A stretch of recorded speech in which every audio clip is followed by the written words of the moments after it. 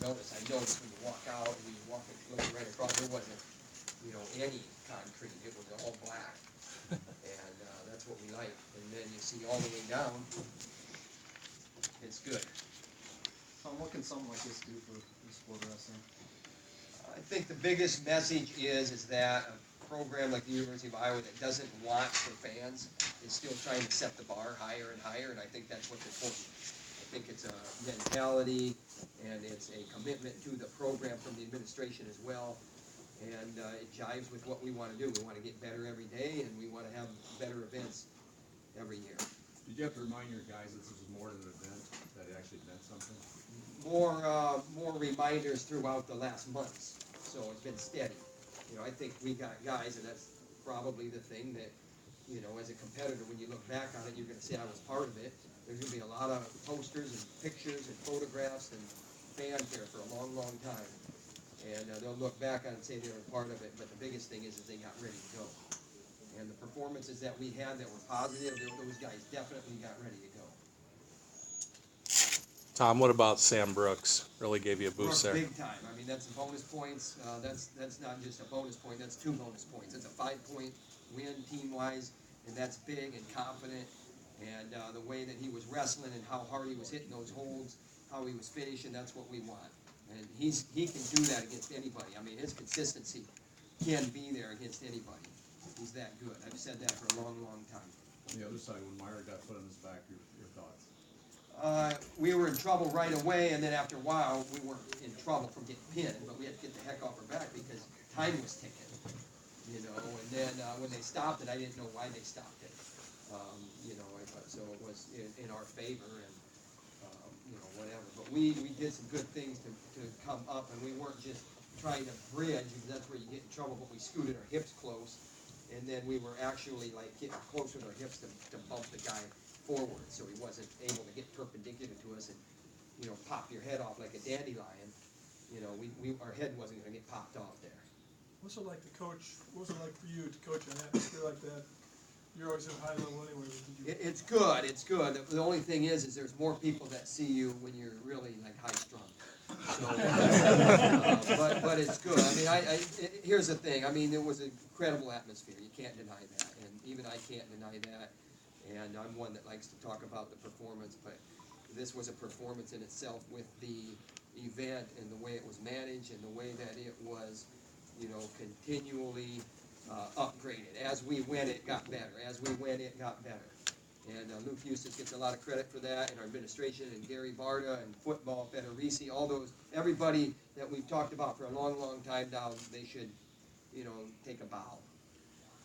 You talked about setting the bar high. Do you have any words for Tom Ryan and Kel Sanderson and these Division I coaches from other teams in regards to these events? We got work to do, so I don't pretend to have any advice. How about in regards to them? Most likely we'll have events like this because you guys have shown it Sanderson's to be been done. talking about making the sport better for a long time. I mean, that's where his head is. So, and with the rules, with the events and national tools and that stuff, so he's on the same page here. Coach, what about Burak and big win after Sammy's win that you really needed? That was a big win, a little bit tight maybe, and I don't know why it had to be tight, but the guy was in and out on us and doing the things that they do best, and we got caught a little bit early and then kept our hips up. And he was in deep on us, and we never let him sit us or lift us. We kept heavy hips on him, and then after that he never really got to us, and we actually had a takedown at the end of that match, in my opinion, and that was from go-behinds, and a couple times we jumped that go-behind. So we were moving our feet there, but we wrestled a little bit tight. And I think he can ride more, too. I think he can control that match on top more. A lot of events never live with the hype, Coach, but this one, you agree this one exceeded the hype? The hype for the fans is what's important to me, and that's what it's about. Our fans. I'm selfish that way. But I know it's great for wrestling, and I mean, there's people in Russia and Turkey and Iran that are going to see this as well, or maybe even saw it, and they will know about it. This is the city that Dan Gable lives in. So, that's a big part of it as well, internationally too. How important was it just to get a win? There's the question. It is important. That W is important. And we didn't wrestle well. I mean, you look at 8 back points given up in Cooper's match, and then Meyer giving up 4, and then, and coming just close, and just not really, realizing how your opponent's feeling and how to capitalize on it, and you're ready to, so what, you start slow a little bit, and then you get yourself back into it, and then you let things kind of get away from you again. And we did a good job of not letting things like unravel completely, like Cooper. I mean, he'd give up 4 near fall, that could have, but, you're going for a big move there, a fall there, at the very least you end up back on top. And that guy's funky there, so you got to be able to feel those things and anticipate before they happen. This is the first time we've seen the new stalling calls. What are your thoughts on how they were called today? Pretty consistent, I thought. It was pretty consistent. There was one there at the end of the 74-pound match that, maybe I was begging for it. I'll watch the film and then I'll evaluate myself. But I had an issue with that one, but other than that, it was consistent. You guys seem to wrestle the boundary line well. Have you practiced under the new rules and really trained? Every year there's new rules. Every year there's situations. There's a finger grab rule that a lot of people don't know about. You're going to see a lot less of that, and it's making the sport better for the most part. I think stalling is stalling. I don't think we need an out-of-bounds rule, but I think the way that they called it was right, and yes, we do practice the rules. Gilman and Clark actually started off well. Yes, great wrestling. Clark got caught up in a little bit of a riding match. When you score those back points, I think maybe he could have had a little bit more urgency to get the major decision on his feet. I think he can do that a little bit more, but tell you what, he's wrestling his match, and we're not going to question him. But we got to get those major decisions. And the thing is we're close to those majors, so that's positive. Now we got to get the majors. A guy like Sorensen, that wasn't a close match. And, another takedown there with riding time, I think it's a major. I don't remember the score exactly, but I think I'm right there. Get the takedown there. And, I think we might have needed 2 takedowns. But anyway, we're in there. We're widening the gap a little bit. What we need to do is we need to bring our, the 57. We need to get him more aware. We need to bring that 165 around. So what if it was a big challenge for him with the #1 ranked guy and the best kid in college wrestling? So what?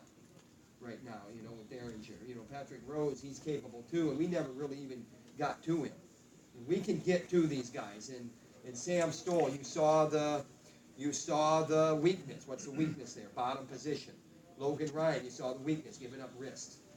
So, bottom position is big right now in those near fall. Tom, with the chance to capture a new audience, what was your take on the action as a whole? Better than maybe some big duels in the past? That's a good question. And I think that there's probably some people that with the noise and just the difference in wrestling and where the noise comes from and why the noise is there. And I think you're going to capture some fans. I think the action was so-so, but I think it was better than maybe a lot of times in an early season big dual meet like that. Did you practice it all outdoors to simulate any of this? We did a lot of, outdoors where we come here and looked at the place. And when I say a lot, it was 3 times, 2 times. We didn't have a mat down, but we knew where the center of the mat was. And we pointed out, when there was 32,000 fans, this is where it's going to be out to and on both sides. And, so they knew. But, the biggest thing is that they did a good job themselves getting ready to go. Do you feel like the product that a lot of these maybe fringe fans saw today will get them in a lot more meets down the road? I think that it's kind of with Andy Hamilton's question, I think that you can always do more. Wrestling is a sport that can be dry for people that don't know what's going on out there. And I think there was a lot more out there than maybe there could have been. I think it was a lot better than it could have been. Could have it been better? Absolutely it could have been better. And especially, with a Cooper coming from behind like that, maybe get the W, maybe, no, do it. And Meyer the same way. We give up a third period takedown there, and the guy's playing possum. You have to be able to feel that. And Meyer, he runs into that. He runs into that. And so, our period's a third period. So there's a lot to talk about with the team as well and moving them forward. Do you go to Kirk Ferentz and say, let's do this again next year? No, we just, what Kirk Ferentz did, he didn't even know this was going on, even though he knew it was going on. He doesn't know this is going on now, because, he's getting ready for Minnesota, so. What we say to football is keep doing what you're doing, because we know where our bread is buttered, and we pay the bills. I've said that a lot. We're very, very gracious, and we got the best coach in America, I believe that. And I say that, sunshine and not so much sunshine. Anything else? Okay, we'll bring in Coach John Smith here.